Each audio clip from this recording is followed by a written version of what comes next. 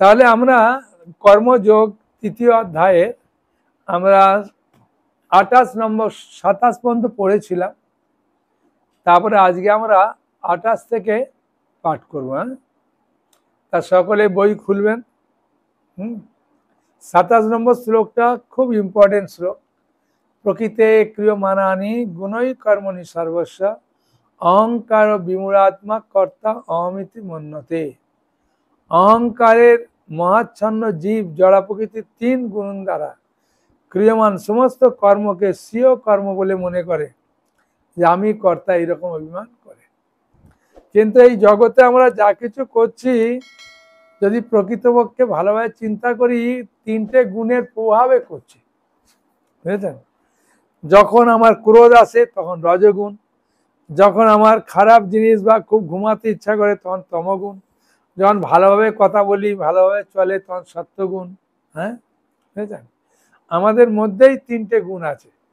কখন আমরা ভালোভাবে চলি,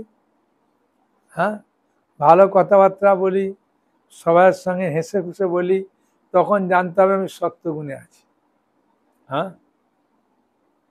আর যখন খুব রেগে যাই বা খুব বেশি আমার খুব মানে অন্য জনকে কি দিল দেখবো না, খালি আমাকে দাও আমাকে দাও করবো, আমি বেশি খাবো, আমি সব কিছু করবো, এটা আমার জিনিস, আমার এটা আমার আমার করবে, তখন সেটা রজগুণ।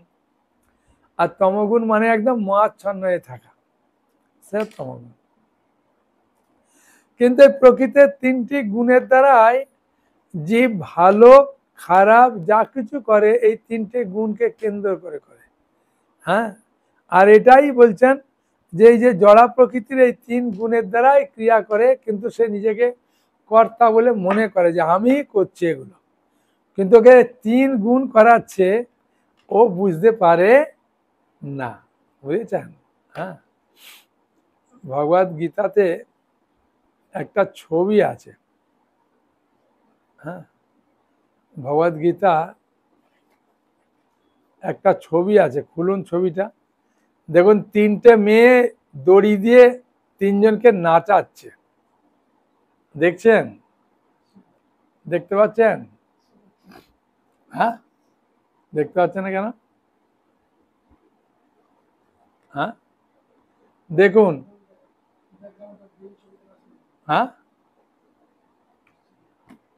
আসছে না? তাহলে ওই ছবিতে দেখুন, দেখতে পাচ্ছেন না বললো আমাদের প্রভু। এই ছবিতে দেখুন 3টে মহিলা ওই দড়ির মাধ্যমে 3 জনকে খুব নাচাচ্ছে, আর উপরে কৃষ্ণ বাঁশি বাজাচ্ছে। বুঝেছেন?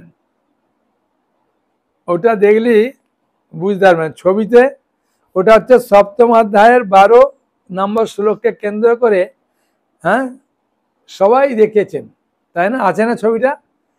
কি দেখতে পাচ্ছেন কি পাচ্ছেন না বলুন? সবাই দেখেছেন? হাত তুলুন দেখি যে হ্যাঁ দেখেছি। যে 3টে মহিলা 3 জনকে দড়ি দিয়ে নাচাচ্ছে।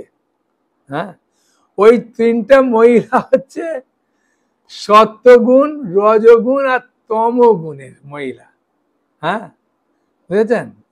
ওই জন্য গুণ, গুণ মানে রশি বা দড়ি, বুঝেছেন? সে 3টে গুণ সত্য রজ তম, এই 3টে এই দড়ির মাধ্যমে সবাইকে নাচাচ্ছে। ঠিক আমাদেরকেও এইভাবে ত্রিগুণ নাচায়, আমরা বুঝতে পারি না। বুঝেছেন? এখন আমরা 28 নম্বর শ্লোক পাঠ করব। এই শ্লোকের তাৎপর্যটা, 27 নম্বর শ্লোকের তাৎপর্যটা পড়ে দেখুন। কৃষ্ণ ভাবনায় ভক্ত দেহাত্ম বুদ্ধি সম্পন্ন বিষয়ী এদের দুজনের কর্মকে আপাত দৃষ্টিতে একই পর্যায়ভুক্ত বলে মনে হতে পারে। বুঝেছেন? যারা কৃষ্ণ ভক্ত আর যারা কৃষ্ণ ভক্ত নয়, দুজন যে কাজকর্ম করে, দুজনের কাজকর্মটা কি হলো? দুজনের কাজকর্মটা মনে হয় আলাদা, কিন্তু আলাদা নয়, বুঝেছেন? একই রকম, হ্যাঁ, বলে মনে হলেও আলাদা। একটা উদাহরণ দিই, তাহলে বুঝতে আরো সুবিধা হয়ে যাবে ব্যাপারটা, তাই না? একটা উদাহরণ দিয়ে দিচ্ছি। কি উদাহরণ দেব না? ফিটকিরি, ফিটকিরি আর মিজরি দুটোকে দূর থেকে দেখলে মনে হয় একই রকম, হ্যাঁ, বুঝেছেন? কিন্তু দুটো দেখলে একই রকম হলেও দুটো স্বাদ পুরা আলাদা, তাই না? একটা ফিটকিরি মিজরি দেখতে এক হলেও স্বাদটা পুরা আলাদা। সেরকম একজন কৃষ্ণ ভক্ত আর একটা বাইরের ভক্ত দেখতে একই রকম, হ্যাঁ, তারাও খাওয়া দাওয়া করছে, তারাও বাজার করছে, তারাও সবকিছু করছে, বলে তোমার সঙ্গে আমার কি তফাৎ? তফাৎটা হচ্ছে কি ওই ফিটকিরি মিজরির মতো তফাৎ। সেই জায়গায় তাৎপর্যে বলছেন, কৃষ্ণ ভাবনায় ভক্ত আর দেহাত্ম প্রতিষ্ঠান বিষয়ী এদের দুজনের কর্মকে আপাত দৃষ্টিতে একই পর্যায়ভুক্ত বলে মনে হতে পারে, কিন্তু প্রকৃতপক্ষে তাদের মধ্যে এক অসীম ব্যবধান রয়েছে।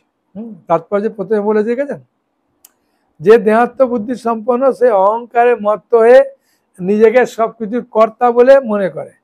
সে জানে না যে তার দেহের মাধ্যমে যে সমস্ত কর্ম সাধিত হচ্ছে তা সবই প্রকৃতির পরিচালনায় এবং প্রকৃতি পরিচালিত করছে ভগবানের নির্দেশ অনুসারে। এটা জানতে হবে, কার নির্দেশ অনুসারে?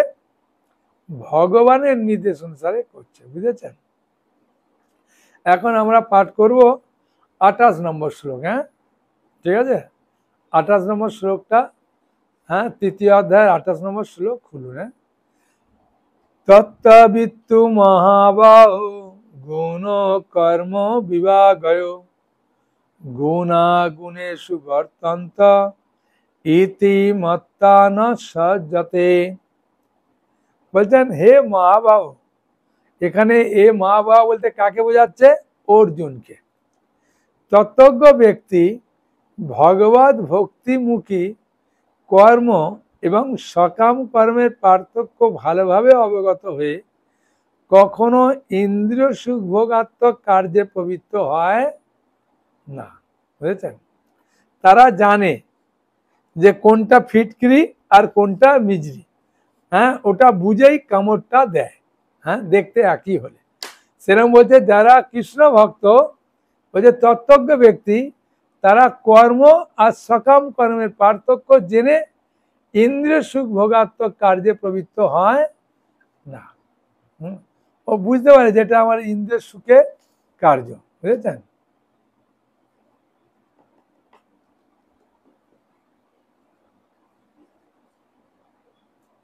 তাহলে কারো বুঝতে অসুবিধা আছে? হ্যাঁ,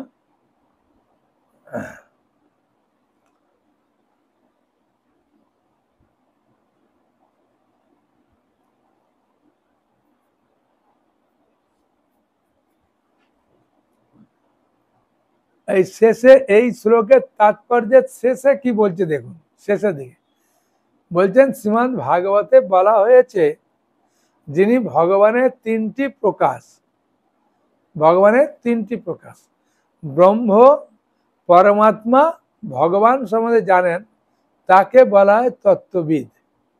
কারণ ভগবান সঙ্গে তার নিত্য সম্পর্কের কথা তিনি জানেন, বুঝেছেন? ব্রহ্ম, পরমাত্মা আর ভগবান তিনটেই ভগবানের প্রকাশ, ঠিক আছে? ব্রহ্ম বলতে জ্যোতি। হ্যাঁ, একটা উদাহরণ দিই, মনে করুন কেউ ট্রেন দেখতে গেছে, হ্যাঁ, তিন বন্ধু ট্রেন দেখতে গেছে। তা প্রথম বন্ধু যখন ও গাড়ির আলোটা দেখেছে, একদম খুব শক্তিশালী আলো, তখন ওই বন্ধু বলছে এইটাকেই বলে গাড়ি। কোনটাকে গাড়ি বলে? ট্রেন কোনটাকে বললো?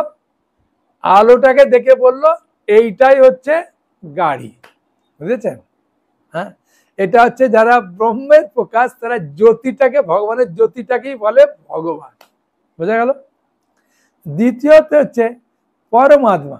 হ্যাঁ, তারপরে ট্রেনটা এলো, ট্রেনটা আসার পরে ওরা দেখছে যে আরে অনেকগুলো ঘর ঘর আছে তো, হ্যাঁ বুঝেছেন, অনেকগুলো ঘর ঘর মতো আছে, ওই ভেতরে কেউ বসে আছে, তখন মনে করছে এটাই হচ্ছে ট্রেন, বুঝেছেন। এটা হচ্ছে যারা পরমাত্মা উপলব্ধি করে যোগীরা, ঠিক আছে। এই ব্রহ্ম যারা উপাসনা করে তাদেরকে বলা হয় জ্ঞানী, যারা পরমাত্মার উপলব্ধি করে তাদেরকে বলা হয় যোগী, বুঝেছেন। যোগ সাধনা করে ভগবানকে হৃদয়ে দেখে, দেখে মনে করে এটাই হচ্ছে ভগবান। আর যারা হচ্ছে ভক্ত, তারা ভগবান সম্বন্ধে ভালো রকম জানে।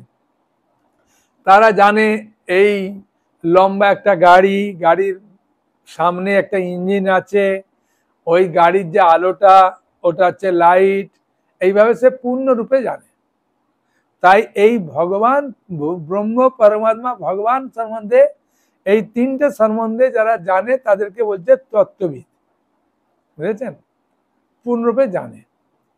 29 নম্বর, প্রকৃতে গুণ সংমূঢ়া সজ্জন্তে গুণ কর্মসু তান কৃৎস্না বিদ মন্দান কৃৎস্না ভিন্ন বিচালয়েত। জড়া প্রকৃতির গুণের দ্বারা মোহাচ্ছন্ন হয়ে অজ্ঞান ব্যক্তিরা জাগতিক কার্যকলাপে প্রবৃত্ত হয়, কিন্তু তাদের কর্ম নিকৃষ্ট হলেও তত্ত্বজ্ঞানী পুরুষেরা সেই মন্দ বুদ্ধি অল্পজ্ঞ ব্যক্তিগণকে বিচলিত করেন না, বুঝেছেন। ভালো করে তাহলে আমার সঙ্গে সঙ্গে কি আপনারা বইটা খুলে পড়ছেন? হ্যাঁ, বইটা খুলে পড়ুন, হ্যাঁ ঠিক আছে, সবাই বইটা খুলে খুলে আমার সঙ্গে সঙ্গে পড়বেন। জড়া প্রকৃতির গুণের দ্বারা মোহাচ্ছন্ন হয়ে, মানে এই তিনটে গুণের দ্বারা যখন মোহাচ্ছন্ন হয়, অজ্ঞান ব্যক্তিরা জাগতিক কার্যকলাপে প্রবৃত্ত হয়। হ্যাঁ, তারা বলে, যেমন একটা ভদ্রলোককে বললাম যে আপনি কি করেন, বলে আমি তো সৎ পথে আছি। আমি তার মানে কি করেন কি, বলে আমি সকালবেলা উঠে খাওয়া দাওয়া করে চাকরি যাই, তারপরে আমি বাড়িতে আসি 8টার সময়, এসে আমি হাত মুখ ধুয়ে খাওয়া দাওয়া করি, খাওয়া দাওয়া করে আমার ছেলেকে একটু পড়তে বসলে মারি বলে ওর মা বারণ করে দিয়েছে তোমাকে আর পড়াশোনা করতে হবে না, হ্যাঁ তুমি অনেক মাস্টারি করেছো, সেই জন্য আমি আর ছেলেকে পড়াই না। আমি তাহলে কি করেন, বলছে ওই টিভিটা খুলি, টিভিটা দেখি, দেখতে দেখতে যখন ঘুম আসে টিভিটা বন্ধ করে শুয়ে পড়ি। আমি তারপরে ওই তারপরের দিন আবার ঘুম থেকে উঠি, উঠে একটুখানি হাঁটতে যাই, হেঁটে এসে স্নান করি, স্নান করে খাওয়া দাওয়া করি, আবার চাকরি যাই, আবার আসি রাত্রিবেলা, এসে ওই একটু টিভি দেখি, টিভি দেখতে দেখতে শুয়ে পড়ি। আমি বললাম এইটাকেই বলছে অজ্ঞান ব্যক্তিরা জাগতিক কার্যকলাপে প্রবৃত্ত হয় আর প্রকৃতির গুণের দ্বারা মোহাচ্ছন্ন হয়ে যায়। না, ওরা একটুও চিন্তা করে না যে এরকম শরীরটা ভগবান আমাকে কেন দিল, বুঝেছেন কি বললাম, বুঝেছেন, এইরকম শরীরটা ভগবান কেন দিল, এই মানব শরীর দেওয়ার কারণ কি, এই শরীরটা পেয়ে আমার কি করা উচিত, কি করা উচিত নয়, এইসব কোনোদিনও প্রশ্নও করে না আর জানেও না। সকালে ওঠে, স্নান করে, কাজে যায়, আবার আসে, খেয়ে দিয়ে টিভি দেখে, কি ছেলে মেয়েদের একটু পড়ালো, কি বাজার করে নিয়ে এলো, শেষ। হ্যাঁ, বা তাস কি ক্যারাম খেললো, কিন্তু তারা একটুও পারমার্থিক দিকটা চিন্তা করে না। হ্যাঁ, সেটাই বলছেন প্রকৃতির কার্যকলাপে তারা মোহাচ্ছন্ন, তাদের কর্ম নিকৃষ্ট হলেও তত্ত্বজ্ঞানী পুরুষেরা সেই মন্দবুদ্ধি অল্পজ্ঞ ব্যক্তিকে বিচলিত করে না। কারা, যারা তত্ত্বজ্ঞানী পুরুষ, বুঝেছেন। একটা উদাহরণ দিই, প্রভুপাদ যখন গেলেন বিদেশে, তখন ওখানকার ছেলেরা সব লম্বা লম্বা চুল রেখে আর মদ গাঁজা LSD বলে একটা আছে, ওইগুলো খেয়ে আনন্দ করত। তখন বলছেন যে স্বামীজি কথাটা খুব সুন্দর শিক্ষণীয়, দেখুন। হ্যাঁ, বুঝলেন? স্বামীজি, আপনি কি কোনোদিনও এলএসডি খেয়েছেন? বলে না, আমি খাইনি এলএসডি।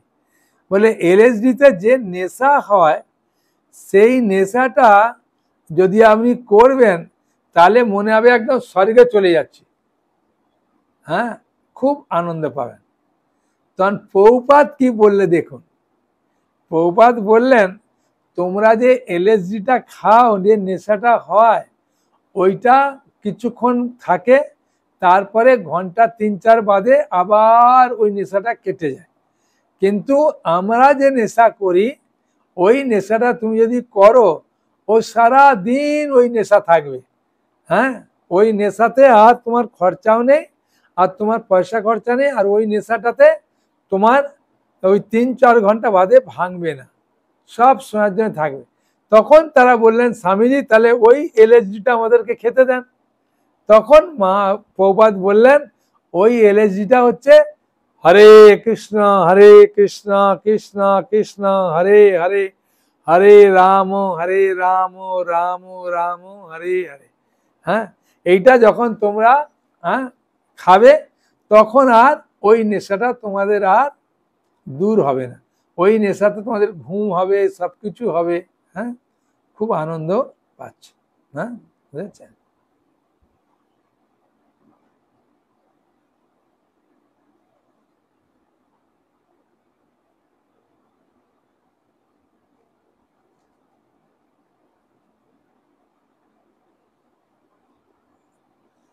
সেই জন্যে আমাদেরকে, যারা মনে করুন আপনার গ্রামের আপনার আত্মীয় স্বজনরা, তখন ওরা বলছে, দিদি তুমি কি করো? না, আমি হরিনাম করি, আমার এসব ভালো লাগে না। বললেন, এইসব করে কি হবে? তখন তাকে যদি বলো এইসব করলে ভক্তি হবে, এ হবে, ও শুনবে না। হ্যাঁ, বলে দিদি করো, কোনো অসুবিধে নেই, তোমার যদি সময় নাই, তুমি যে কাজ করো না, বাসন মাজো, রান্না করো, তখন তুমি যদি হরে কৃষ্ণ বলে করবে, তোমার মনটা খুব ভালো থাকবে। হ্যাঁ, সেই জন্যে করো। তোমায় বলছি না যে দীক্ষা না নিলে করতে পারবে না, এরকম কিছু বলছি না। যে কেউ করতে পারে। হ্যাঁ, এই হরিনাম যে কেউ করতে পারে, কিন্তু তুমি কাজের সবসময় বসেও করতে হবে না, কিছু না। তুমি যখন চলবে ফিরবে এইসব করবে, তখন বাড়িতে তোমার শান্তি হবে। তখন ও চিন্তা করবে, বাবা বাড়িতে শান্তি হবে হরিনাম করলে, তাহলে করি। হ্যাঁ, মানে যে যেমন ব্যক্তি, হ্যাঁ, তাকে ঠিক সেই রকম ভাবে, হ্যাঁ, যে তুমি যেটা করছো ভুল, তোমার এটা ঠিক নয়, তুমি মনুষ্য জন্ম পেয়েছো, তুমি পরের জন্মে কুকুর জন্ম পাবে, গাধা জন্ম পাবে, এইসব কেন করে, এরকম বললে তার অবস্থা খারাপ। তাকে বলবে, ঠিক আছে তুমি যেটা করছো খারাপ নয়, তুমি যেটা করছো করো, কিন্তু তার মাঝখানে তুমি যদি এই হরে কৃষ্ণ বলবে না, তখন দেখবে খুব আনন্দ পাবে। তুমি কয়েকদিন করে দেখো দিদি। হ্যাঁ, তোমার ঘরের যে অশান্তি আছে, আমারও মনটা খুব খারাপ লাগে তোমার অশান্তি শুনে। তুমি দিদি করো। হ্যাঁ, যে যেমন বলবে তাকে ঠিক সেরকমভাবে মিষ্টি ভাষায় বললে সে শুনবে। এখানে সেটাই বলছে, তত্ত্বজ্ঞানী পুরুষেরা মন্দবুদ্ধি অল্পজ্ঞ ব্যক্তিকে বিচলিত করে না। বুঝেছ? হুম।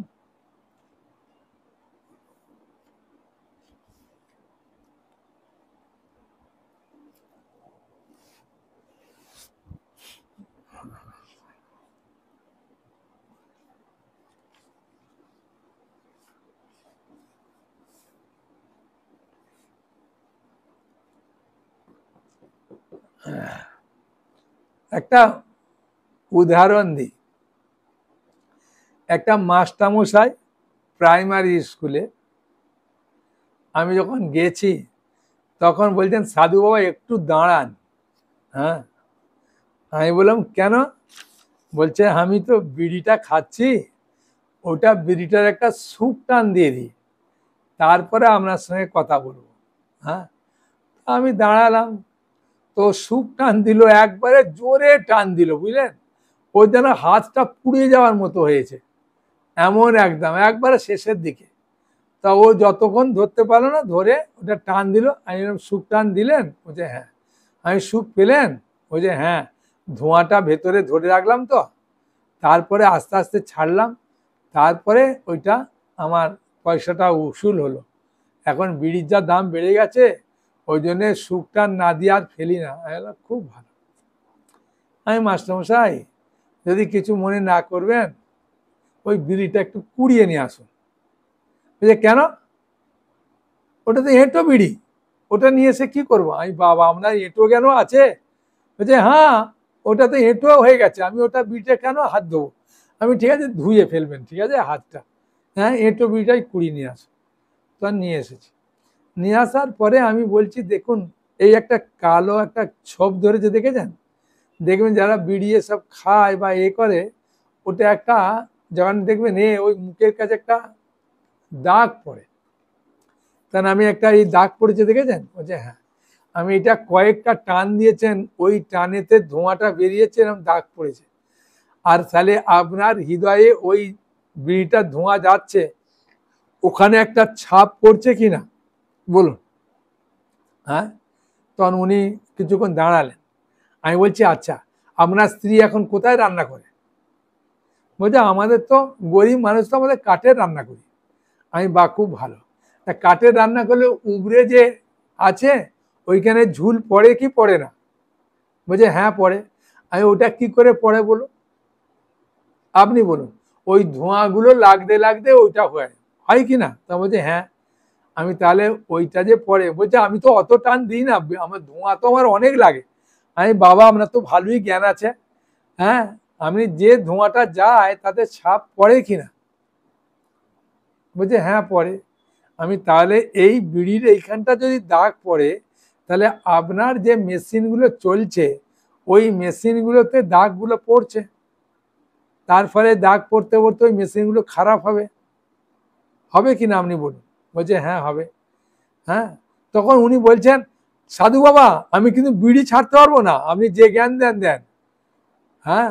বলতে গিয়ে আমাকে যে একটা কথা বললো, ওই কথাটা বলাতে আমার মানে এত হাসি লাগলো। বললো অভিমন্যু এখন সপ্তরথীর দ্বারা আক্রমণ মানে ভেতরে প্রবেশ করেছে, বেরোবার আর পথ জানে না, ও মারাই গেল। তা আমি এই বিড়ি এমন খেতে ধরেছি, আমি আর ওইখান থেকে বেরোতে পারবো না। আমি বাবা আপনার তো ভালো টনটনে জ্ঞান আছে মাস্টারমশাই। হ্যাঁ, খুব আনন্দ লাগলো আপনার কথা শুনে। বলছে হ্যাঁ, এখন অভিমন্যু আবদ্ধ হয়ে গেছে না, হ্যাঁ সপ্তরথীর দ্বারা, সেরকম আমিও ওই বিড়ির দ্বারা আবদ্ধ হয়ে গেছে, আমি বিড়ি ছাড়তে পারবো না। হ্যাঁ, আমাকে ওটা বলবেন না, যা বলবেন আমি শুনবো, কিন্তু ওইটা পারবো না। আমি বললাম বাহ খুব ভালো। আমি বললাম আপনাকে বিড়ি ছাড়ার কথা আমি একবারও বলেছি? আপনি বলুন। একবারও বললাম? বলছে না না, আমি জানি আপনি ওটা বলবেন, ওই জন্য আগেই আপনাকে বারণ করে দিলাম। আমি বললাম না, আমি আপনাকে বিড়ি ছাড়ার কথা বলছি না, আমি আপনাকে বলছি বিড়িটা আপনি সারাদিনে কটা খান? না আমি এতগুলো খাই। আমি বললাম তার থেকে আপনি একটা মাত্র বিড়ি কম খাবেন, ঠিক আছে? বলে ও তাহলে হবে? আমি হ্যাঁ। ওটা 1 মাস খাবেন, তারপরে আবার একটা বিড়ি কম খাবেন। হ্যাঁ। বলে সাধু বাবা লাস্টে কি ছেড়ে দেবো নাকি? আমি না না ছাড়তে হবে না, আপনার এরকম ছাড়তে যেতে তো কমসে কম যেগুলো খান, ও তো 1 বছর লাগবে দেখছি ছাড়তে। হ্যাঁ, এখন খান। পরে যখন 1 বছর কি 1.5 বছর বাদে দেখা হয়েছে, ভদ্রলোক বলছেন সাধু বাবা আমি কিন্তু সব ছেড়ে দিয়েছি, শুধু পায়খানা করার সময় একটা খেতে যাই। হ্যাঁ। আমি বাবা তাই? বলছে ওটা আর ছাড়তে পারলাম না। হ্যাঁ। আমি যা কমসে কম তো একটাই নেমেছে। তা ব্যাপারটা হচ্ছে কি, এই যে ওকে ইরমায় বললাম, ওকে যদি বলতাম যে বিড়ি খাওয়া ক্ষতি, বিড়ি খেলে ক্যান্সার হবে, মারা যাবে, তোমার ছেলে মেয়েরা অসুখ হবে, এ হবে, ও তাহলে সারাদিন কোনো কথাও শুনতো না, আর আমার কথাও আসতো না। সেই জন্য শ্লোকে বলছেন তত্ত্বজ্ঞানী যারা ব্যক্তি, তারা অল্প বা মন্দ বুদ্ধি ব্যক্তিদের কখনো বিচলিত করবে না। হ্যাঁ। 30 নম্বর, মই সর্বাণি কর্মাণি সংসাদ্য অধ্যাত্ম চেতসা নিরাশির নির্মম ভূতা যুদস্য বিগত জরা। মই সর্বাণি কর্মাণি, সন্ন্যাস অধ্যাত্ম চেতসা নিরাশী নির্মম ভূতা যুদস্য বিগত জর। বলছেন অতএব হে অর্জুন, অধ্যাত্ম চেতনা সম্পন্ন হয়ে তোমার সমস্ত কর্ম আমাকে অর্পণ করো। হ্যাঁ হ্যাঁ, এবং মমতা শূন্য, নিষ্কাম ও শোক শূন্য হয়ে তুমি যুদ্ধ করো। বুঝেছেন? হ্যাঁ, অতএব এ অর্জুন, হ্যাঁ, অধ্যাত্ম চেতনা সম্পন্ন হয়ে তোমার সমস্ত কর্ম আমাকে সমর্পণ করো এবং মমতা শূন্য, নিষ্কাম ও শোক শূন্য হয়ে তুমি যুদ্ধ করো। মানে আমার উপরে তুমি দায়িত্বটা দিয়ে দাও। হ্যাঁ, বুঝেছেন? আমি অনেক মাকে বলতে শুনেছি যে প্রভু, আমার স্বামী যখন সংসার চালাতো সংসারে অভাব দেখা দিত, শেষে আমি বললাম তোমার টাকাটা আমাকে দিয়ে দাও, তোমার হাত খরচা আমি রোজ তোমায় দেবো, যখন তুমি যাবে আমি তোমার হাত খরচা তোমার পকেটে দিয়ে দেবো, মাইনেটা পেলে আমাকে দাও। প্রভু যখন ও আমার হাতে টাকাটা দিল, আমি সংসারটা দিব্যি চালাচ্ছি, ছেলে মেয়েদের পড়াশোনা, টাকা দেওয়া, দেওয়ার কোনো অসুবিধা হচ্ছে না। হ্যাঁ, আর ও চালালেই প্রভু আমার অসুবিধা হয়ে যেত। হ্যাঁ, এটা নে ওটা নে। আমি তখন হাসতে হাসতে বলছি, আসলে মাতাজি যখন স্বামী বাজার করতো না, তখন আপনি তেলটা যে কড়াইতে ঢালতেন তখন বেশি করে ঢেলে দিতেন, আর এখন নিজে ঢালছেন, নিজে কিনছেন, তো সেই জন্য দেখছেন যে এইটা করলে আবার এই মাসে আমার চালাতে হবে, সেই জন্য তেলটা কম ঢালছে। তখন মাতাজি হাসছে। আমি বললাম এটাই ব্যাপার। তা ভগবান বলছেন তোমার সমস্ত কর্ম আমাকে দিয়ে দাও, দিয়ে মমতা শূন্য হয়ে। কেন মমতা কার প্রতি আছে অর্জুনের? ভীষ্মদেবের প্রতি আছে। আর কার প্রতি আছে? আর বলুন, পিতামহ ভীষ্মদেব আর গুরুদেব দ্রোণাচার্যের প্রতি। সেটা যে মমতা শূন্য হয়ে নিষ্কাম, তুমি কোনো ফলে আশা না করে নিষ্কাম ভাবে শোক শূন্য হয়ে তুমি যুদ্ধ করো। তোমার কাজ হচ্ছে ক্ষত্রিয়ের কাজ যুদ্ধ করা।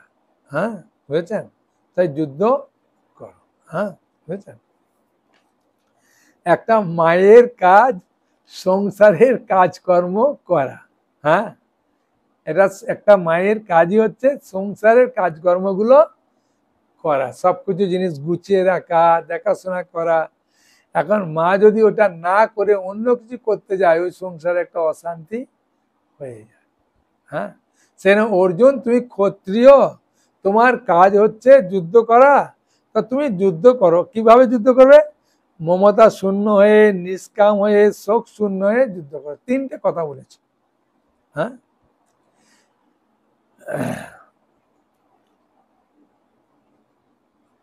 এখানে এই যে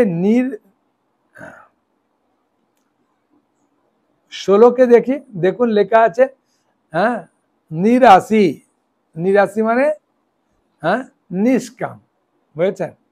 তাই এইখানে শ্লোকের তাৎপর্য দেখুন, মাঝে লেখা আছে দেখুন, হ্যাঁ, নিসারি মানে হচ্ছে ভৃত্য যখন প্রভুর সেবা করে তখন সে কোনো কিছুর আশা করে না। বুঝেছেন? কোনো চাকর যখন ভৃত্যের মানে প্রভুর সেবা করে তখনও কোনো কিছু আশা করে না। খাজাঞ্চি লক্ষ লক্ষ টাকা গণনা করে, যেমন ব্যাংকের ক্যাশিয়ার, ও কিন্তু প্রতিদিনই কিন্তু লাখ লাখ টাকা গুনছে, লাখ লাখ টাকা দিচ্ছে, ও তার প্রতি ওর লোভ নেই, কিন্তু মাসের শেষে যে টাকাটা পায় ও বেতন, ওইটার প্রতি ওর লোভ আছে। ও একদম গুছিয়ে বান্ডিলটা পকেটে রাখে, সুন্দর করে গুছিয়ে রাখে।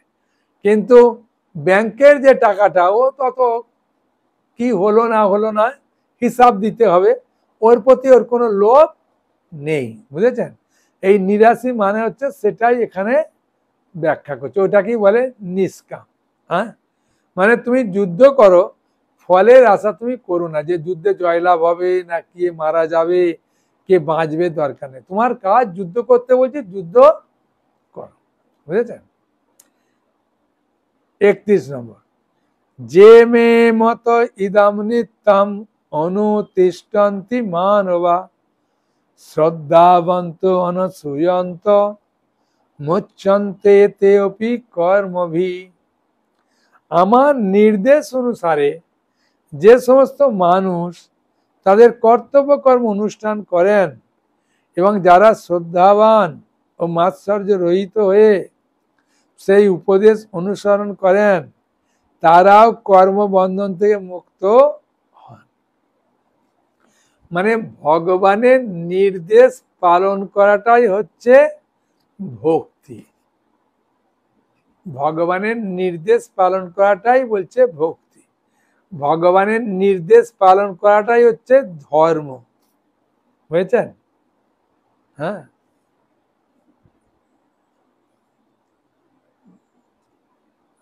আর যারা শ্রদ্ধাবান মাৎসর্য রহিত হয়ে, মানে শ্রদ্ধার সঙ্গে, অর্জুনকে বলছেন অর্জুন শ্রদ্ধার সঙ্গে তুমি যদি আমার কথাগুলো শুনবে, আর মাৎসর্য রহিত মানে মাৎসর্য মানে আমার প্রতি তোমার যাতে হিংসার ভাব না থাকে। হ্যাঁ, বুঝেছেন? মাৎসর্য মানে হিংসা, কিন্তু ভগবানের প্রতি যাতে হিংসা ভাবটা না থাকে। হ্যাঁ, বুঝেছেন? আমার উপদেশ অনুসরণ করে তাই তার কর্মবন্ধন থেকে মুক্ত হবে। হ্যাঁ, ভগবান এখানে অর্জুনকে খুব সুন্দর করে বোঝাচ্ছে যে তোমার কর্তব্য কর্মটা করবে কার নির্দেশে? আমার নির্দেশে। বুঝেছেন?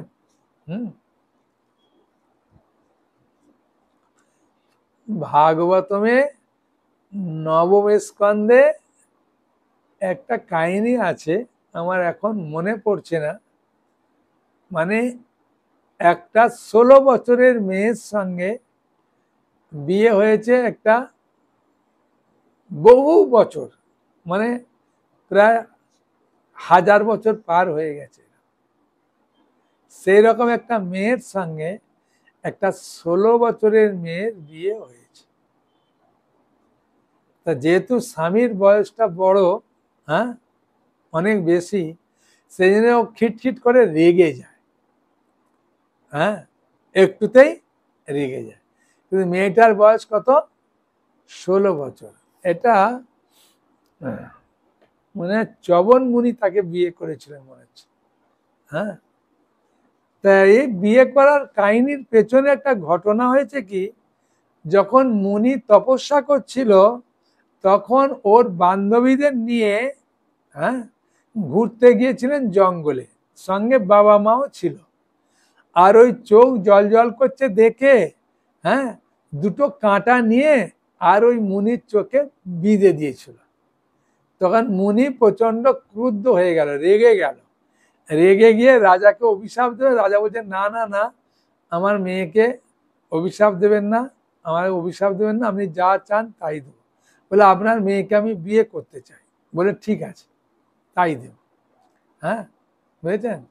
এই নামটা আমার এখন মনে পড়ছে না, নবম স্কন্ধে আছে কাহিনীটা। কেন এই কাহিনীটা বলছি তাও আমি বলবো, কেন হঠাৎ এই কাহিনীটা এলো তো, হ্যাঁ, সেই জন্যে আমি বলছি। তখন নামটা মনে আসছে, ভুলে যাচ্ছি, বুঝেছেন? তা তখন ও চিন্তা করলেন যে আমার বাবা ওই মুনির সঙ্গে বিয়ে দিয়েছে, তা আমার ইচ্ছা আমি বিয়ে করিনি, আমার বাবা বিয়ে দিয়েছেন, অতএব আমার বাবার কর্তব্য, আমার স্বামীর কর্তব্য দুটো আমাকে মেনে চলতে হবে। তাই তিনি বিচার করলেন কি, যে শিল প্রভুপাদ তাৎপর্যে খুব সুন্দরভাবে লিখছেন।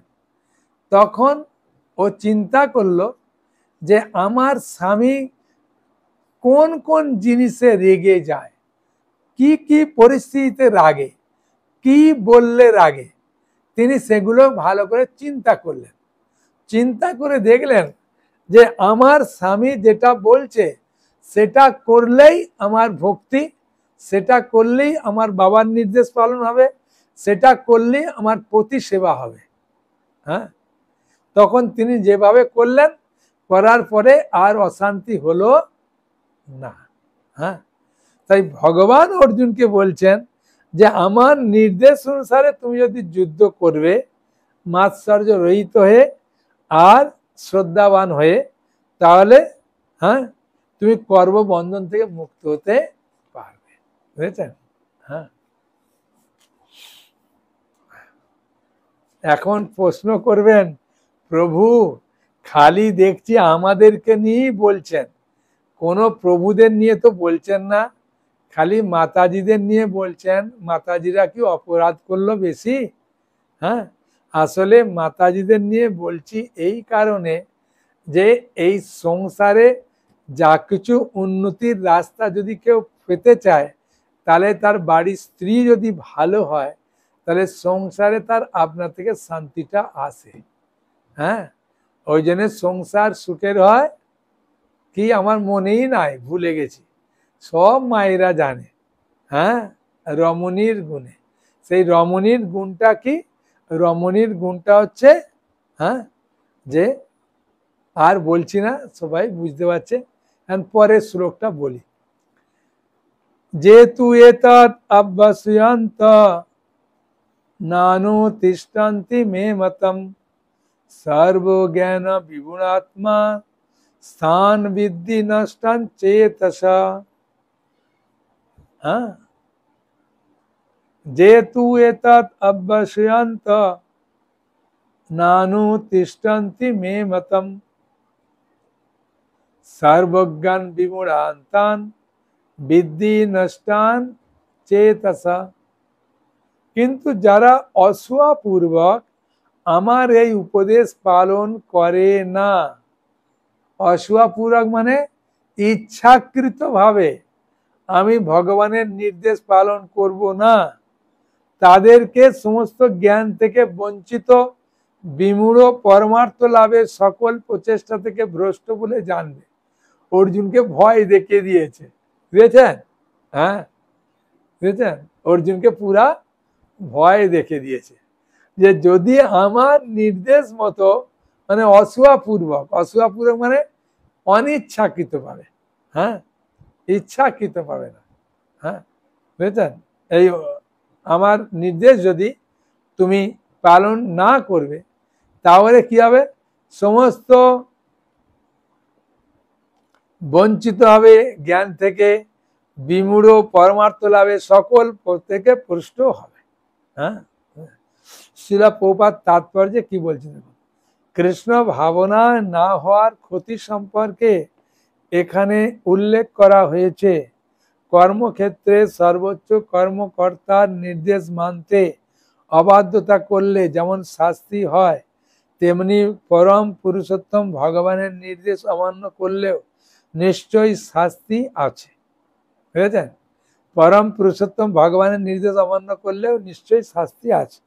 হ্যাঁ, অমান্যকারী লোক তা সে যতই উচ্চ স্তরের হোক, তার কাণ্ডজ্ঞানহীন বুদ্ধির বিচার বিবেচনার জন্য তার নিজের স্বরূপ সম্পর্কে, এমনকি পরব্রহ্ম, পরমাত্মা, পরম পুরুষ ভগবানের স্বরূপ সম্পর্কে সে অজ্ঞ। সুতরাং তার জীবনের পূর্ণতা লাভের কোনো আশাই নেই। বুঝেছেন?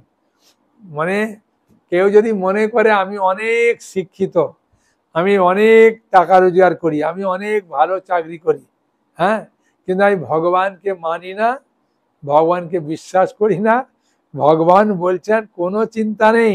হ্যাঁ, কাণ্ডজ্ঞানহীন বুদ্ধি বিবেচনার জন্য তার নিজের স্বরূপ সম্পর্কে যখন ভুলে যায়, তখন ভগবান তাকে হ্যাঁ সব কিছু জিনিস তার কেড়ে নেয়। বুঝেছেন? হ্যাঁ,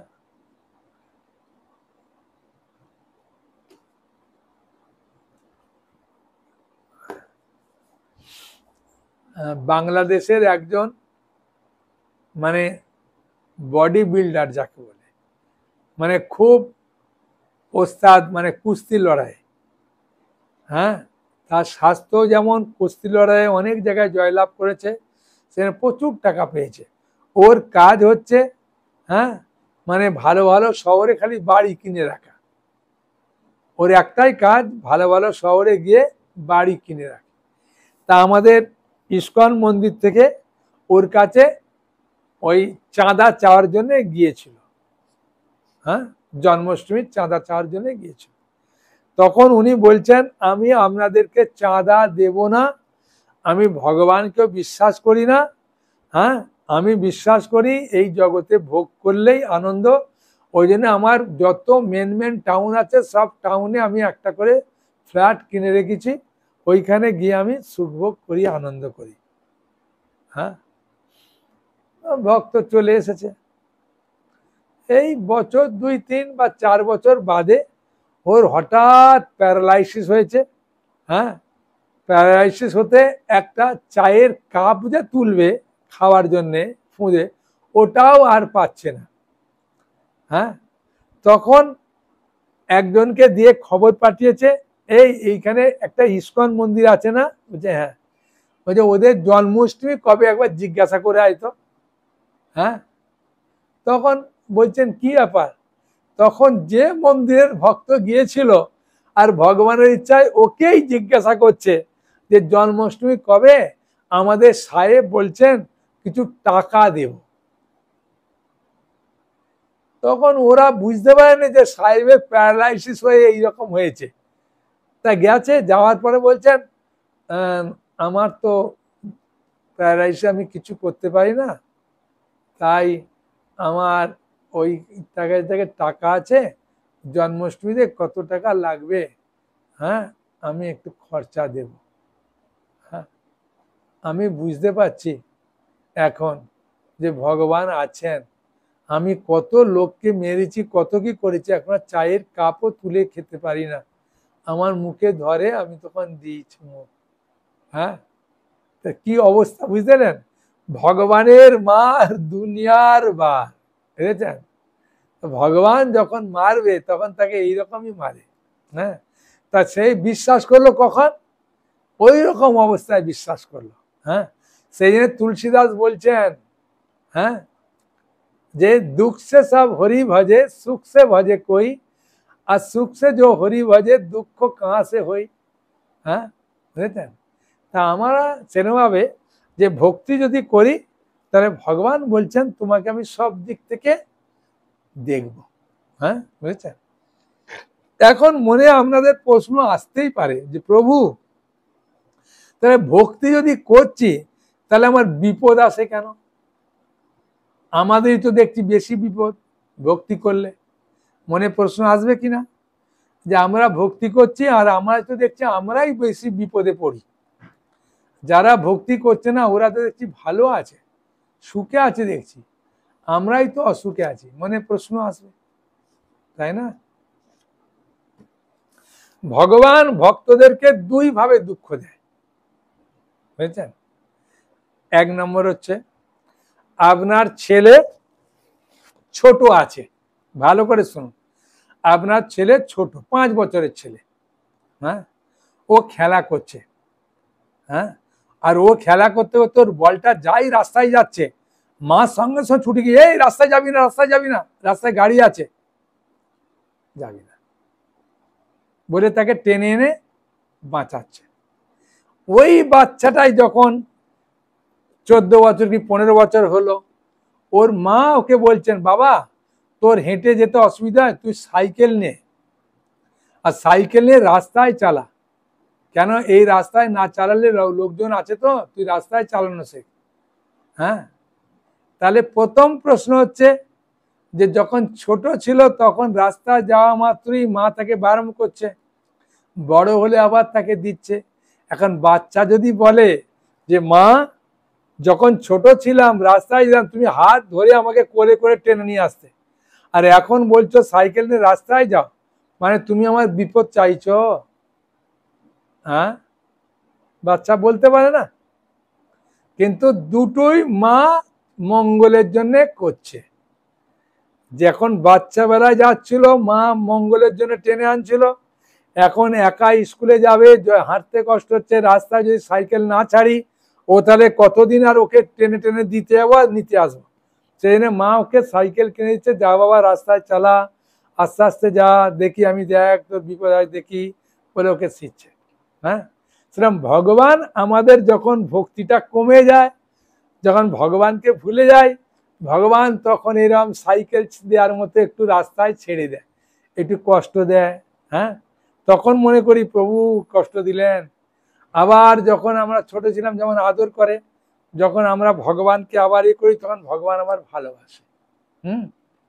বুঝেছেন? সেরকম ভগবান আমাদের মঙ্গলের জন্যে যা কিছু করছেন সবটা মঙ্গলের জন্য করছে। বুঝেছেন? হ্যাঁ, এটা হচ্ছে আমাদের জানতে হবে যে ভগবান আমাদেরকে কখনো বিপদে ফেলবে না। হ্যাঁ, আমার মা বাবা, হ্যাঁ, যদি আমি তার সন্তান হই, আদরের সন্তান হই, সে যেমন আমাকে কখনো বিপদে ফেলবে না, ঠিক ভগবানের আমরা প্রত্যেকটা সন্তান হচ্ছি আদরের সন্তান। বুঝেছেন? আমরা প্রত্যেকটা সন্তান ভগবানের খুব আদরের সন্তান, আমরা বুঝতে পারি না। হ্যাঁ, আমাকে একজন বলছেন, প্রভু মায়ের একটা দুটো ছেলে হলে খোঁজ নেয়, ভগবানের তো কোটি কোটি ছেলে মেয়ে, তো ভগবান খোঁজ দেবে কি করে? হ্যাঁ, খোঁজ নেবে কি করে? আমার যে প্রিয়, আমি বললাম বা খুব সুন্দর। আর ভগবানের ইচ্ছায় ও যখন প্রশ্ন করছে, তখন আমাদের একটা ভজন কুটিরের কাছে, মেন গেটে ভজন কুটিরের কাছে একটা বড় কদম্ব বৃক্ষ ছিল, আর ওটা ছিল বর্ষাকাল। আর বর্ষাকালে কদম্ব বৃক্ষে দেখবেন একবার নিচে থেকে একদম ডগা পর্যন্ত ফুল ফুটে থাকে। হ্যাঁ, তখন আমি তাকে বললাম, দেখো এই গাছটার গোড়ায় একদম নিচে থেকে ডগা পর্যন্ত কত ফুল আছে? বলছে অনেক। আমি কোটি কোটি ফুল আছে? বলছে আছে। আমি এই গাছ প্রত্যেকটাকে খাবার দিচ্ছে কি দিচ্ছে না বলো? যদি মনে করে যে ভাই আমি এত ডগায় আছি, গাছ তো গোড়া থেকে রস নেবে, আমাকে দেবে কি তার ঠিক নাই, তার থেকে ভাই আমি আলাদা হয়ে যাই। হ্যাঁ, গাছ থেকে আলাদা হয়ে গেলে আর ও গাছটা ফলটা কি শুকিয়ে যাবে না টাটকা থাকবে? সঙ্গে সঙ্গে শুকিয়ে যাবে। হ্যাঁ, টাটকা থাকবে না। তাই ভগবানের সঙ্গে এই গাছের সঙ্গে লেগে থাকলেই যেমন আপনা থেকে ওই ফলটা রস পায়, সেরকম আমরা ভগবানের সঙ্গে যুক্ত থাকলেই ভগবানের কৃপা আমরা পাবো। ঠিক আছে? 33 নম্বর। কত বাজে এখন? হ্যাঁ, কিরে আজ তো কটা শ্লোক বললাম? 28, 29, 30, 31, 32। ভাই রে ভাই, না কয়েকটা বলে দিই। 33 নম্বরে, 35 পর্যন্ত পড়ি। 33 নম্বর, সদৃশং চেষ্টাতে সস্যা প্রকৃতে জ্ঞানম জ্ঞানম জ্ঞানবান ওপি সদৃশং চেষ্টাতে সস্যা প্রকৃতে জ্ঞানবান ওপি প্রকৃতিং জানতি ভূতানি নিগ্রহ কিং করিষ্যতি। জ্ঞানবান ব্যক্তিও তার স্বভাব অনুসারে কার্য করেন, কারণ প্রত্যেকেই ত্রিগুণজাত স্বীয় স্বভাবকে অনুগমন করে। সুতরাং নিগ্রহ করে কি লাভ? যে জোরে কথা বলে, ওকে যদি ও যদি স্কুল মাস্টার, কেন হাই স্কুলের টিচার বা ব্যাংকের বড় অফিসার হোক, ও যদি জোরে কথা বলে, ওর মা যদি 1000 বার বলে তুমি জোরে কথা বলছো কেন, ও সেই জোরেই কথা বলবে। হ্যাঁ, বুঝেছেন? কারণ ও স্বভাব অনুসারে কার্য করেন। কি অনুসারে? স্বভাব অনুসারে কার্য করে। হ্যাঁ, যে একটুতে রেগে যায়, ও যতই শিক্ষিত হোক না কেন, খাবার সময় যদি একটু রেগে যায় সঙ্গে সঙ্গে এ করবে। হ্যাঁ, বুঝেছেন? একজন ভদ্রলোকের খাবারের পাতে যদি চুল পড়ে, হ্যাঁ, আমাদের পাতে চুল পড়লে কি করি? আমাদের পাতে আমাদের যেমন স্বভাব, চুল পড়লে এরকম করে নিলাম, নিয়ে সরিয়ে দিলাম। হ্যাঁ, ওর পাতে যদি চুল একটা পড়েছে, সঙ্গে সঙ্গে খাবারের থালাটা একবারে ছুঁড়ে ফেলে দেবে। হ্যাঁ, কোথায় ফেলবে তার ঠিক নাই। হ্যাঁ, কারণ কি? ওকে আপনি যতবার বলবেন যে চুলটা পড়েছে বাবা, ওই অন্নটা একটু তুলে ফেলে দে বা ওটাকে তুলে ফেলে দে, পড়তে পারে, ও শুনবে না। কেন? স্বভাব। হ্যাঁ, বুঝেছেন? বলছেন একটা লোকের স্বভাব অনেক চেষ্টা করলে 10% পরিবর্তন করতে পারে, আর খুব চেষ্টা করলে 20, তার বেশি যাবে না। কয়লাকে ধুলে যেমন কালো যায় না, সেরকম স্বভাবটাও পরিবর্তন করা খুব কঠিন। হ্যাঁ, সেটাই বলছেন ভগবান, জ্ঞানবান ব্যক্তি তার স্বভাব অনুসারে কার্য করেন। কারণ প্রত্যেকেই ত্রিগুণজাত স্বীয় স্বভাবকে অনুগমন করে, তাই তাকে নিগ্রহ করে কি লাভ, তাকে বললে সে শুনবে না। বুঝেছেন? 34,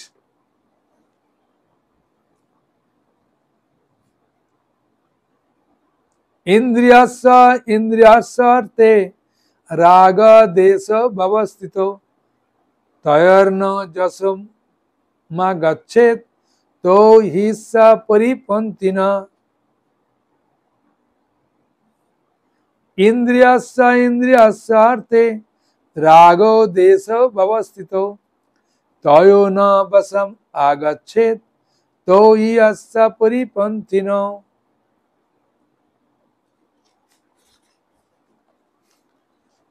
সমস্ত জীব ইন্দ্রিয়গ্রাহ্য বস্তুতে আসক্তি অথবা বিরক্তি অনুভব করে, কিন্তু এইভাবে ইন্দ্রিয় এবং ইন্দ্রিয়ের বিষয়ে বশীভূত হওয়া উচিত নয়, কারণ তা পারমার্থিক প্রগতির পথে প্রতিবন্ধক। বুঝেছেন? সমস্ত জীবই ইন্দ্রিয়গ্রাহ্য বিষয় বস্তুতে আসক্তি এবং বিরক্তি অনুভব করে। হ্যাঁ, কিন্তু এইভাবে ইন্দ্রিয় এবং ইন্দ্রিয়ের বিষয়ে বশীভূত হওয়া উচিত নয়, কারণ তা পারমার্থিক পথের প্রতিবন্ধক। শ্রীল প্রভুপাদ তাৎপর্যে বলছেন, দেখুন, হ্যাঁ, ওই 8-10 লাইন পরে, হ্যাঁ,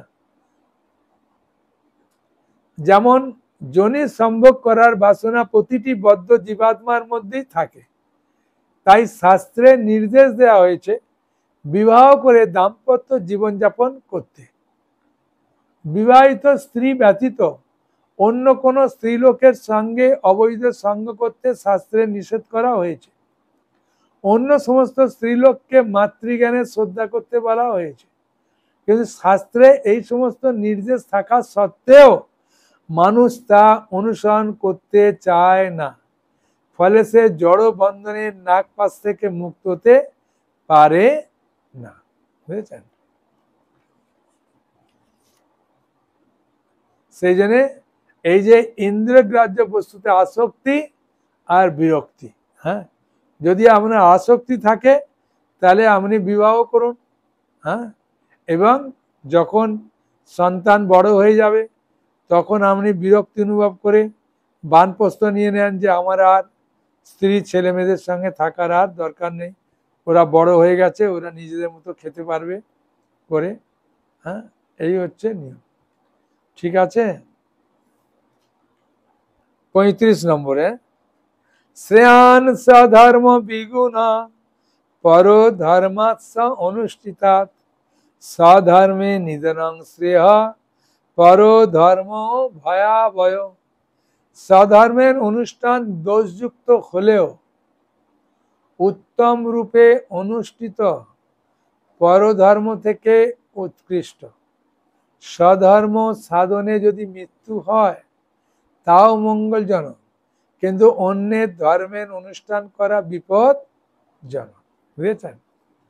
কি বলছেন? স্বধর্ম অনুষ্ঠানে দোষযুক্ত হলেও উত্তম রূপে অনুষ্ঠিত পরধর্ম থেকে উৎকৃষ্ট। হ্যাঁ, এখানে স্বধর্ম বলতে অর্জুনকে কি বোঝাচ্ছে? অর্জুনকে বলতে চাইছে তুমি ক্ষত্রিয়, তোমার কাজ যুদ্ধ করা। হ্যাঁ, বুঝেছেন? সে বলছে স্বধর্ম অনুষ্ঠান দোষযুক্ত হলেও উত্তম রূপে অনুষ্ঠিত পরধর্ম থেকে উৎকৃষ্ট। হ্যাঁ, বুঝেছেন? স্বধর্ম সাধনে যদি মৃত্যু হয় তাও মঙ্গলজনক, কিন্তু অন্যের ধর্মের অনুষ্ঠান করা বিপদজনক। বুঝেছেন? আমি একটু জড় উদাহরণ দিই, কারণ কি অনেক সময় বুঝতে সুবিধা হয় বলে, সেই জন্য এইসবের মধ্যে এইসব উদাহরণ পাবেন না। বুঝেছেন? হ্যাঁ, এই যে স্বধর্ম অনুষ্ঠান, হ্যাঁ, বুঝেছেন, উত্তম স্বধর্ম অনুষ্ঠানে দোষযুক্ত হলেও উত্তম রূপে অনুষ্ঠিত পরধর্ম থেকে উৎকৃষ্ট। হ্যাঁ, স্বধর্ম সাধনে যদি মৃত্যু হয় তাও মঙ্গলজনক, কিন্তু অন্যের ধর্মের অনুষ্ঠান করা বিপদজনক। হ্যাঁ, সেই জন্যে শাস্ত্রে বলেছেন, এই উদাহরণটা এখানে নেই, আপনাদের বোঝার জন্য বলছি। যেমন বলেছেন তিনটে জিনিসে আমাদের সবসময় সুখী থাকতে বলেছে। কিসে সুখী থাকতে বলেছে? নিজের স্ত্রী কালো হোক, হ্যাঁ, সে পেঁচার মতো হোক কি রাজসুন্দরী হোক, যাই হোক, স্বামী যদি নিজের স্ত্রীর প্রতি সন্তুষ্ট থাকে, হ্যাঁ, আর নিজের বাড়িতে যে সম্পত্তি আছে ওই সম্পত্তিতে যদি সুখী থাকে, হ্যাঁ, আর নিজের পাতে যা পড়েছে সেইটাই যদি সন্তুষ্ট থাকে, তাহলে ভালো। এটাকে বলছে স্বধর্ম। বুঝেছেন? স্বধর্ম মানে আমার ভাগ্যে যে কপালে যে স্ত্রী আছে, আমার কপালে যা সম্পত্তি আছে, আমার পাতে যা খাবার পড়েছে, ওতে যদি সন্তুষ্ট থাকে তাহলে অশান্তি কম হবে। হ্যাঁ, যদি বাড়িতে এসে বারবার বলে যে তুমি জানো অমুকের স্ত্রী কত ভালো রান্না করে, অমুকের স্ত্রী এই করে ওই করে, তখন কি মনে করবে স্ত্রী? হ্যাঁ, বলে গরম খুন্তিটা দেবো একদম পেটে ঢুকিয়ে, হ্যাঁ, খালি ওর গুণগান করছো, তাই না? ঝগড়া একটা একদম নিশ্চিত ঝগড়া হবে। হ্যাঁ, সেই জন্যে নিজের বাড়িতে ভগবান যা স্ত্রী দিয়েছে সেই রান্না করে দিচ্ছে, ওটাই যদি খায় শান্তি। আর সম্পত্তি, যদি নিজের যা সম্পত্তি আছে ওইটাই যদি ঠিক মতো চালায় তাহলে খুব শান্তি। যদি ওর এত বাড়ি হচ্ছে, ওর এটা হচ্ছে, ওর এটা হচ্ছে, আমার কেন হচ্ছে না, তাহলে বাড়িতেও একটা অশান্তি হবে। দুটো হলো। আর একটা কি বললাম, পাতে যদি কেউ খেতে বসে দেখে এই ওর পাতে এতটা দিয়েছে, আমার পাতে কম দিয়েছে, ওকে দুটো মিষ্টি দিল আমাকে একটা কম দিল, তাহলে ওর খাওয়াটাও গেল সর্বনাশ হয়ে। হ্যাঁ, অশান্তি হবে। ভাই নিজের পাতে যা দিয়েছে ভাই ওটাই খাই, তাহলে শান্তি। হ্যাঁ, হ্যাঁ, এই তিনটে জিনিসের সবসময়, হ্যাঁ, বলছেন, এই জন্য বলছেন স্বধর্ম অনুষ্ঠানে দোষযুক্ত হলে উত্তম অনুষ্ঠানে পরধর্ম থেকে উৎকৃষ্ট। এখন অর্জুনকে ভগবান এটা কেন বলছে? স্বধর্ম মানে তোমার ক্ষত্রিয়, তোমার কাজ হচ্ছে যুদ্ধ করা, আর তুমি পরধর্ম বলতে কি তুমি বলেছিলে আমি যুদ্ধ না করে জঙ্গলে গিয়ে ভিক্ষাবৃত্তি করে খাবো, এটাকে বলছে ভগবান পরবৃত্তি। বুঝেছেন? বলছেন নিজের এই স্বধর্মে তুমি যদি মারাও যাও, হেরেও যাও, তোমার যদি তীরও লাগে বুকে, হ্যাঁ, তাতেও তোমার শ্রেষ্ঠ। কিন্তু তুমি যদি মনে করো আমি জঙ্গলে গিয়ে ভিক্ষাবৃত্তি খাবো, একটা তীরও লাগবে না, কিছু নয়, সেটা বলছেন হ্যাঁ উৎকৃষ্ট নয়। আর বলছে স্বধর্ম সাধারণত মৃত্যু হয়, হ্যাঁ, যে যুদ্ধ হয়, যুদ্ধ করতে মৃত্যু হয়, তাও মঙ্গলজনক। অন্য ধর্মে অনুষ্ঠান করা বিপদজনক। এই জড় উদাহরণগুলোর মাধ্যমে আমরা ব্যাপারটা খুব সহজে বুঝতে সুবিধা হয়, ওই জন্যে এই জড় উদাহরণ দু একটা দিই। কিন্তু আমি দেখছি এত উদাহরণ আর দেব না, তাহলে আমার আর গীতাটা আমার এগোবে না। বুঝেছেন?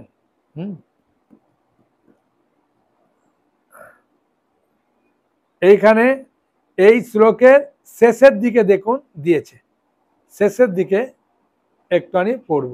হ্যাঁ, যেমন ক্ষত্রিয় হওয়া সত্ত্বেও বিশ্বামিত্র ব্রাহ্মণের মতো আচরণ করেছিল। হ্যাঁ, বিশ্বামিত্র মুনি ক্ষত্রিয় কিন্তু ব্রাহ্মণের মতো আচরণ করেছিল। আবার ব্রাহ্মণ হওয়া সত্ত্বেও পরশুরাম ক্ষত্রিয়ের মতো আচরণ করেছিল।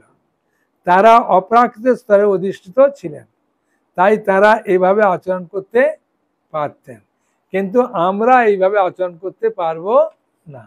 কিন্তু মানুষ যখন এই প্রাকৃত স্তরে থাকে তখন জড়া প্রকৃতির গুণ অনুসারে তাকে স্বধর্ম আচরণ করে সম্যকভাবে কৃষ্ণ চেতনা লাভ করতে হয়। বুঝেছেন? এই যে বিশ্বামিত্র মুনি আর পরশুরাম, বুঝেছেন, এদেরও একটা রহস্যমূলক কাহিনী ঘটনা আছে। বুঝেছেন? এগুলো সব ভাগবত যদি থাকবে তাহলে এইসব ঘটনাগুলো বুঝতে পড়ে খুব আনন্দ পাবেন। এই নবম স্কন্ধে হ্যাঁ আছে। বুঝেছেন? এই কাহিনী একটু বলে দিই তাহলে আনন্দ পাবেন। হ্যাঁ, গাদি মহারাজ বলে একজন মহারাজ, হ্যাঁ, গাদি মহারাজ, তার একটা মেয়ে ছিল সত্যবতী, আর তাকে দেখতে অপূর্ব সুন্দরী। হ্যাঁ, বুঝলেন? তো একদিন ঋচিক মুনি তিনি তপস্যা করতে করতে তার হঠাৎ ভাবে মনে হলো যে আমি গৃহস্থ জীবনে প্রবেশ করব। তাই তিনি গৃহস্থ জীবনে প্রবেশ করার জন্য রাজার কাছে এসেছে। এসে রাজাকে বললেন যে আপনার একটা মেয়ে আছে সত্যবতী, তাকে আমি বিয়ে করতে চাই। রাজা সঙ্গে সঙ্গে কেঁপে উঠে বললেন যে না না না, হ্যাঁ, এটা তো অসম্ভব, যদি বলে দিই তাহলে তো অবস্থা খারাপ হয়ে যাবে, রাজা অভিশাপ দিয়ে দেবে, এই ঋষিমুনি অভিশাপ দেবে, তাই আমার অবস্থা খারাপ হয়ে যাবে, মেয়েকে অভিশাপ দিতে পারে, আমাকে দিতে পারে। তখন গাদি মহারাজ চিন্তা করে বললেন যে ও আচ্ছা আচ্ছা, আপনি আমার মেয়েকে বিয়ে করতে চান, খুব ভালো, হ্যাঁ, কোনো অসুবিধে নেই, হ্যাঁ, কিন্তু আমার মেয়েকে বিয়ে করার আগে একটা পণ আছে। সে পণটা কি? পণটা হচ্ছে যে 1000টা ঘোড়া লাগবে, যার ডান কানটা, হ্যাঁ, শ্যামবর্ণ থাকবে, এইরকম 1000টা শক্তিশালী ঘোড়া যে দেবে সেই আমার মেয়েকে বিয়ে করতে পারবে। তা ঋচিক মুনি চিন্তা করলেন, ও রাজন, তুমি খুব চালাক নয়, হ্যাঁ, তোমার মেয়েকে বিয়ে করতে চাইলাম, তুমি শর্ত করলে, এরম শর্তে কেউ আসবে? আমি তোমার মেয়েকে বিয়ে করব, দাঁড়া। সঙ্গে সঙ্গে বরুণ দেবের কাছে তিনি প্রার্থনা করলেন, বরুণ দেবকে বললেন 1000টা ঘোড়া, শ্যামবর্ণ কান আছে, এই রকম শক্তিশালী ঘোড়া আমার কাছে পাঠিয়ে দেন। পাঠিয়ে দিয়েছে। রাজা দেখি অবাক হয়ে গেছে, সর্বনাশ, 1000টা ঘোড়া নিয়ে চলে এলো, এ কোথায় কাহিনীটা আছে? ভাগবতমে আছে। হ্যাঁ, তারপরে আসার পরে তখন রাজা চিন্তা করলেন আর তো কোনো উপায় নেই, এখন ঋচিক মুনির সঙ্গে সত্যবতীর বিয়ে দিলেন। দেওয়ার পরে সত্যবতী কিছুদিন বাদে স্বামীকে বললেন যে আমাকে একটা সন্তান দেন। তখন ঋচিক মুনি বললেন ঠিক আছে, তোমাকে আমি সন্তান দেব, হ্যাঁ, আমি যজ্ঞ করি, যজ্ঞ করার পরে যে পায়েস উঠবে সেই পায়েস আমি দেব। হ্যাঁ, তাই তিনি যজ্ঞ করলেন, করার পরে, হ্যাঁ, দুটো চড়ু বানালেন। চড়ু মানে খাবার, ওই পায়েসের মতো দুটো জিনিস বানালেন। এখন দুটো কেন বানালো? ও তো একটা সন্তান চেয়েছিল না। ওই সত্যবতীর মা, সে যখন জানতে পারলো যে জামাই তো খুব শক্তিশালী, সে 1000টা ঘোড়া নিয়ে এসেছে, বাম ডান কানটা শ্যামবর্ণ ঘোড়া থাকবে সেই অবস্থা, তাহলে আমার জামাই সাধারণ কেউ না। এখন মেয়ে, তুই সন্তান চেয়েছিস, সেই জন্য জামাই তোকে তো চড়ু বানিয়ে দিচ্ছে একটা পায়েস মতো। তা তুই এক কাজ কর, তোর তো কোনো ভাই নেই, তা তোর, হ্যাঁ, বরকে মানে জামাইকে বল যে আমাকেও যাতে একটা বানিয়ে দেয়, যাতে তোর একটা ভাই হয়, তাহলে আমারও জীবনটা সার্থক হবে। তখন সত্যবতী মায়ের সঙ্গে আলোচনা করে বললেন যে ঠিক আছে মা, হ্যাঁ, জামাইকে আমি বলবো। তখন জামাইকে বললেন যে আপনার শাশুড়ি মা, তারও একটা সন্তান ইচ্ছা করছে, পুত্র সন্তান, আমি তো তার একটা সন্তান, আর আমার একটা ভাই যদি হয় ভালো। হ্যাঁ, তখন বললেন ঠিক আছে, বানিয়ে দিয়েছে। বানিয়ে দেওয়ার পরে ঋচিক মুনি স্নান করতে গেছে, বুঝেছেন? আর স্নান করতে যাওয়ার সময় তখন ও স্ত্রী, হ্যাঁ, মানে সত্যবতী আর তার মা দুজনে এসে গল্প করতে করতে বলছেন জামাই আমাদের জন্য, হ্যাঁ, তৈরি করেছে, হ্যাঁ, ও জামাই এলে আমাদেরকে খাবার জন্য বলবে, আমরা খেলে আমাদের দুজনেরই সন্তান হবে মা, হ্যাঁ, তোমারও একটা বাচ্চা হবে, আমার একটা বাচ্চা হবে। তখন শাশুড়ি মা, মানে শাশুড়ি মা বলছি, ঋষিক মুনির শাশুড়ি মা অর্থাৎ সত্যবতীর মা, তখন বললেন, হ্যাঁ, দেখ সত্যবতী, সত্যি কথা বলবো কি, সবাই তার স্ত্রীকে ভালোবাসে, তাই তোর জন্য যেটা বানিয়েছে ওটা খুব ভালো বানিয়েছে, আর আমার জন্য মনে হয় এটা ভালো বানায়নি। তাই এক কাজ কর মা, তোর ভাইটা তো ভালোই হবে, তুই যদি ওইটা দিস আর আমারটা যদি তুই খাস। তখন সত্যবতী সরল বলল, মা কোনো অসুবিধা নেই, তাহলে আমারটা তুমি খাও আর তোমারটা আমি খাই। এখন খেয়েছে। খাওয়ার কয়েকদিন বাদে ঋষিমুনি এসে বলেছেন যে তোমরা খাও। ও তো জানে না যে পাল্টা বদল করে রেখেছে, তখন দিয়েছে। দেওয়ার পরে যখন সত্যবতী জানতে পারলেন যে প্রভু আমি একটা কাজ ভুল করেছি, কি ভুল না, যেটা আমাকে খেতে বলেছিলে ওটা মাকে খাইয়েছি আর মায়েরটা আমি খেয়েছি। তখন ঋষিমুনি বললেন, দেখো তুমি ব্রাহ্মণ, তোমার চরুটা বানিয়েছিলাম ব্রাহ্মণ সন্তানের জন্য, হ্যাঁ, আর তোমার শাশুড়ি মা যেহেতু, মানে তোমার শাশুড়ি মা না, তোমার মা যেহেতু ক্ষত্রিয়া, সেই জন্য আমি চরুটা বানিয়েছিলাম ক্ষত্রিয় সন্তানের জন্য। এখন তোমার সন্তান হবে ক্ষত্রিয়, তোমার মায়ের সন্তান হবে ব্রাহ্মণ। হ্যাঁ, তখন বলার পরে তখন সত্যবতী খুব কাঁদতে শুরু করলো যে আপনি কিছু একটা করে দেন, আমার ছেলে ক্ষত্রিয় হবে, আমি ব্রাহ্মণ, সে ঝগড়া করবে, মারামারি করবে, এই করবে, ওইসব আমি চাই না, শান্তশিষ্ট আমি ছেলে চাই। বলে ঠিক আছে, তুমি যদি তোমার ছেলে না চাও, ওটা তো কাজ হবে, তোমার যে নাতি হবে না, ছেলের যে ছেলে হবে সে তাহলে ক্ষত্রিয় হবে। বলে হ্যাঁ তা হোক, অসুবিধে নেই, আমার ছেলেটা যেন ব্রাহ্মণ হয়। হ্যাঁ, সেই জন্যে এই যে বিশ্বামিত্র মুনি আর পরশুরাম দুজনের এই রকমভাবে পাল্টা বদল হওয়ার ফলে সেই জন্য এই পরশুরাম বলছে না, হ্যাঁ, আবার ব্রাহ্মণ হওয়া সত্ত্বেও পরশুরাম ক্ষত্রিয় হয়ে গেল। হ্যাঁ, হয়েছে। আর ওই বিশ্বামিত্র মুনি ক্ষত্রিয় হওয়া সত্ত্বেও ব্রাহ্মণের গুণ অর্জন করতে চাইল। হ্যাঁ, এগুলো সব ভাগবতমে আছে, নবম স্কন্ধে, যদি ভাগবত থাকলে পড়বেন। হ্যাঁ, আর যদি ভাগবত না থাকে তাহলে আমার কাছে অর্ডার করবেন, আর কি আমি পাঠিয়ে দেবো।